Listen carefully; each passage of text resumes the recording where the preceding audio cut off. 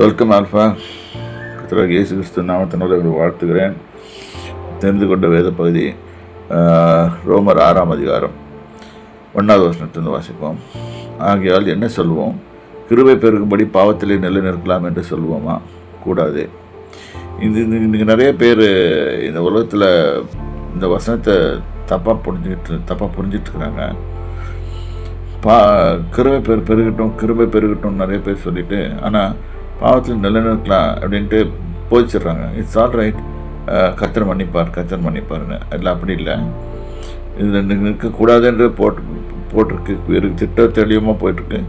அங்கே என்ன சொல்லுவோம்? கிருபை பெருகும்படி கிருபை பெருகிறது.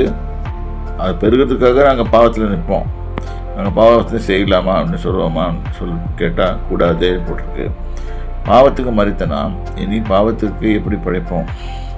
பாவத்துக்காக ஒரு தடவை செத்தாச்சு. ஞான ஸ்நானத்தில் அவரோட உடன்படிக்கை பண்ணும்போது நாம் மறிக்க வேண்டிய இடத்துல இயேசு மறித்தப்பட்டனால ஞான ஸ்நானத்தை எடுக்கும்போது அவரோட கூட மறிச்சாச்சு. ஸோ அதனால் இனி பாவத்துக்கு மறித்த நாம் இனி பாவத்தில் அதில் எப்படி படைப்போம்? அதுக்காக படைக்க முடியாது.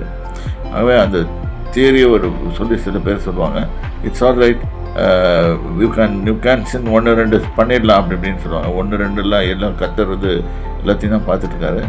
அதனால் தான் அந்த இடத்துல லா வர்சஸ் கிரேஸ்ன்னு வரும்போது ரொம்ப கேர்ஃபுல்லாக இருக்கணும்.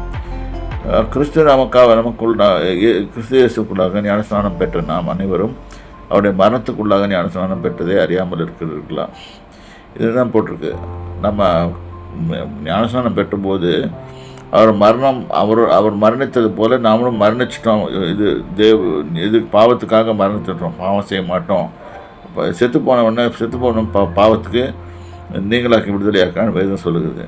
அப்போ பாவத்துக்கு செத்த நாம் இனிமேல் அதுக்காக பிழைக்க முடியாது. ஸோ பாவம் செய்ய முடியாது. நம்ம மனுஷனால செய்யக்கூடாது. அதுதான் வேத சட்டம் சொல்லுது.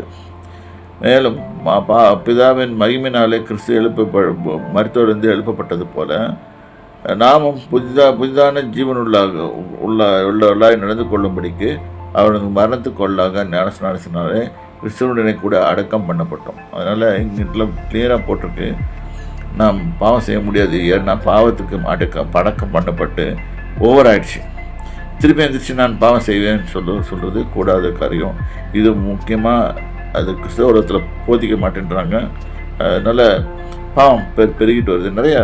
இன்ஃபேக்ட் நிறைய மக்கள் கவதிப்படுகிறார்கள், கஷ்டப்படுகிறார்கள், வேதனைப்படுகிறார்கள். இதனால தான் இன்றைக்கி இந்த சட்டத்தை தெரியாமல் அவங்க பாட்டுக்கு இஷ்டத்துக்கு செய்துட்டு கர்த்தர் கிருபை இருக்குதுன்னு சொல்லிட்டு பண்ணுறாங்க. அது தவறு. ரொம்ப கேர்ஃபுல்லாக இருங்க பிரியமானவர்களே. இந்த விஷயத்தில் ரொம்ப கேர்ஃபுல்லாக இருங்க. கர்த்தர் உங்களை ஆசீர்வதிப்பார். கர்த்தருடைய நாமத்துக்கு ஸ்தோத்திரம்.